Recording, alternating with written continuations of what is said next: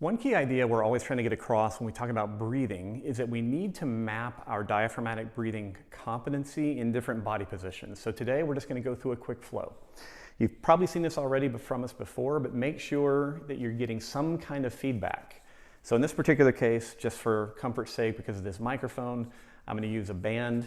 This is a FlexFit band, very comfortable. I'm tying it around my abdomen, basically at the level of the navel. I could have it higher depending on where my specific restriction is.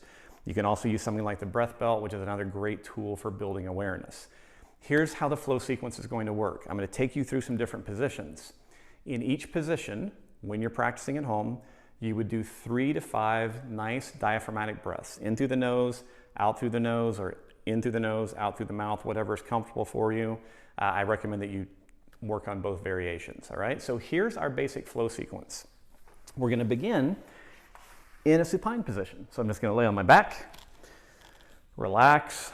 I'm thinking about the band, taking my breath in. And the reason I'm using the band is to make sure I'm getting three-dimensional expansion. This provides me a great level of awareness. That's really what this is all about, all right? So we do our 3 breaths here. Then we're going to roll over into a prone position. Get comfortable, and again, you would repeat your breath.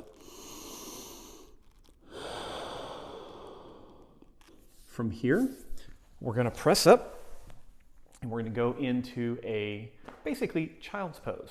So from here, I'm going to let my body fall forward. So I'm going to get comfortable, and again, breathe. As my comfort level improves, obviously I can take my arms in front of me. You can also do a variation where you focus on keeping your butt in contact with your heels, so that as you come forward, you're actually creating a little bit more lumbar flexion, trying to get comfortable there, as you keep working on the basics of expansion of the band three-dimensionally.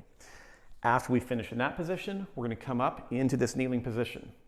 Now, if you need to adjust your feet, or if kneeling's not comfortable for you, you can do this in a chair, or you can use props of some kind to make this more comfortable. So in the kneeling position, I would repeat my 3 breaths. Now I'm going to add in some rotations. So I'm going to rotate my body to the left, extend my arms.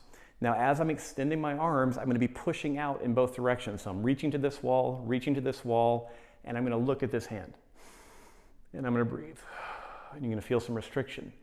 You're then going to rotate and look at the front hand. And you'll do your 3 breaths. You'll then switch to the opposite side, reach, and repeat with each of the different head positions. So this is one of my very favorite little flow sequences in the beginning to get you comfortable with the idea of three-dimensional expansion in different body positions.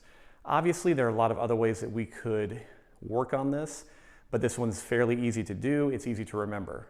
On your back, on your stomach, into a kneeling child's pose, maybe 2 different positions, to a kneeling position with rotations with 2 different head turns.